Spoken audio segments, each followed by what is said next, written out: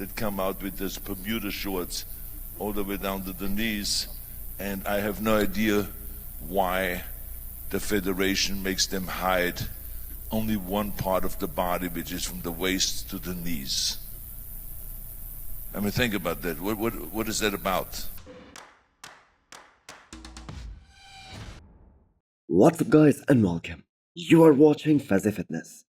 So, one of the biggest news that is trending in the bodybuilding world right now, that is actually a controversy, and that is none other than the feud between Nick Walker and Bob Chicarello, and also how all these top men's physique pros, they are responding to those comments by Arnold Schwarzenegger towards the men's physique category. And for the record, those comments about the broad shorts by Arnold, they were given at the champion seminar at this past Arnold.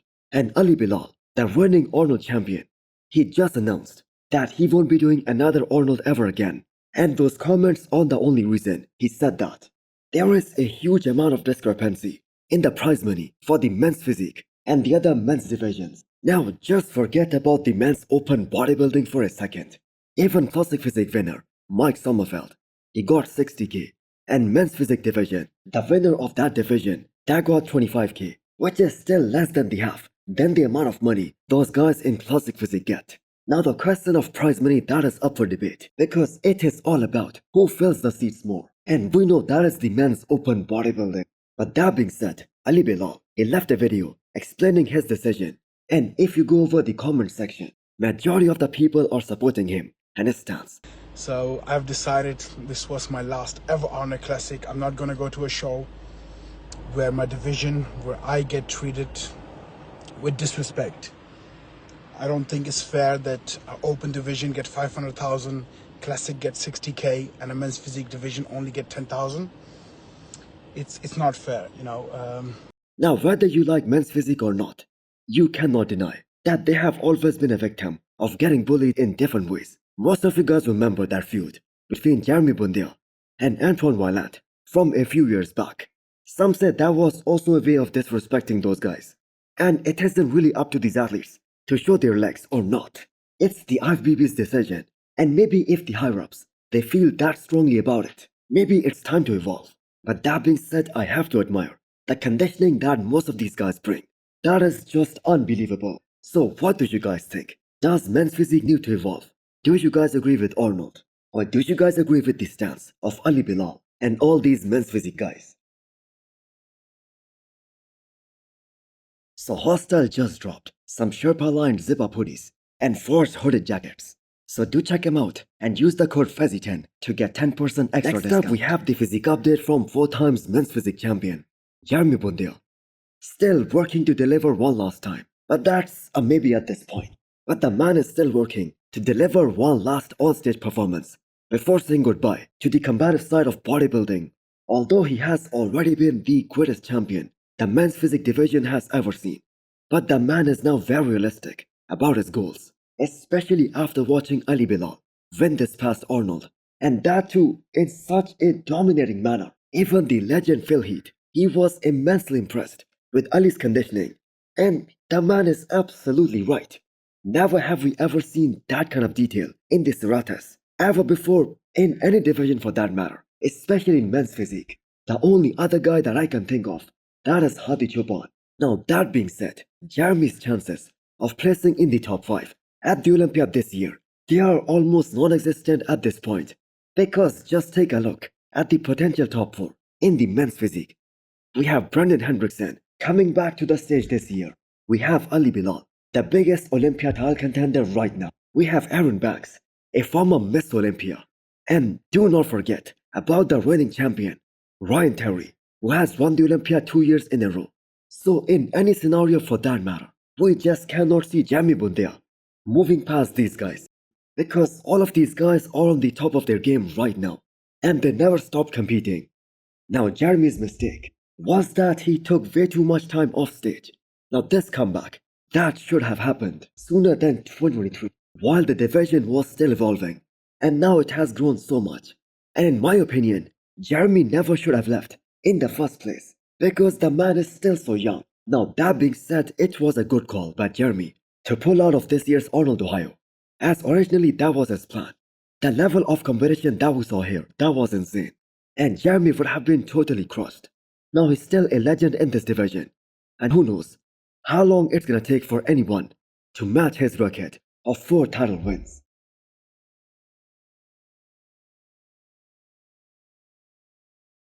Next up, we have the physique update from Wesley Vissers. 3 weeks out of his next show, the Detroit Pro, where he's gonna face a serious threat in the form of Matt Grego. And Grego just beat him at this past Arnold. So it seems like Wesley really has to fight for this win, and also for his Olympia qualification.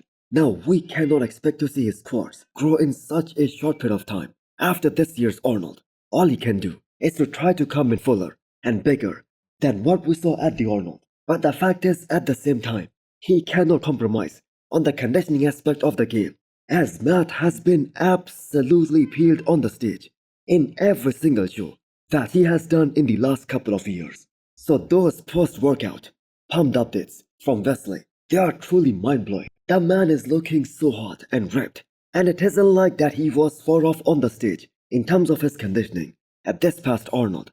His problem in classic physique division, that will always be not having enough balance, top to bottom, and with the weight cap hanging over his head. How will he ever be able to improve his quads, especially in terms of size, and especially in those back shots? Because specifically at this year's Arnold, they were looking very downsized. Well, at this point, we do not know. His team needs to go back and see how was Wesley able to win the Arnold last year. Was it a fluke, or was that look actually so appealing to the judges that they gave him the Arnold title over Urs and Ramon Dino? So before Grego announced that is also doing Detroit Pro, this was looking like an easy win for Wesley. But I have got to say not anymore.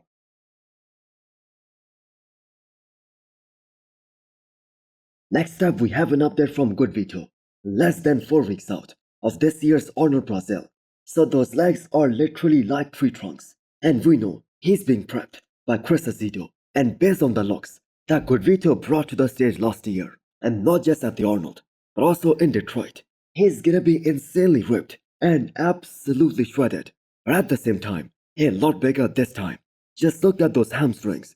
The man was clearly better than both Tonio Burton and Rafael Brundle last year at the same show, especially in the lower half. He showcased insane detail in the hamstrings and the glutes. So add another full year of solid off-season to that, and just imagine what kind of a physique Good Vito is gonna bring to the stage this time around.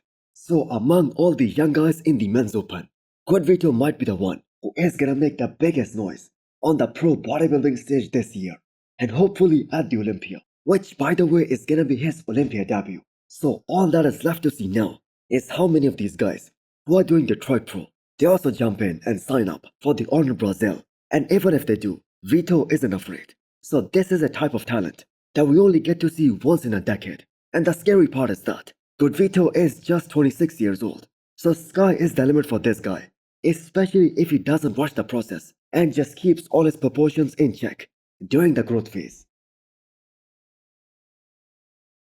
Ben Chow just released some unseen pictures of Hunter Labrada from this past Miso Olympia prep. And just looking at those pictures and how big and impressive Hunter looked, it's kind of safe to say that the world of bodybuilding that just hasn't seen Hunter fulfill his true potential on the day of the show. Now, I'm not saying he was off at the Olympia last year. That was his all-time best. But look at the size and wow factor on Hunter's physique here. So I for one just cannot wait to see him go full throttle in a few weeks, as Hunter revealed that he hasn't been on anything other than the TRT for the past 5 months. And this is the longest break he has taken since 2018. Now on top of that, the man hasn't been consuming a lot of food during this time.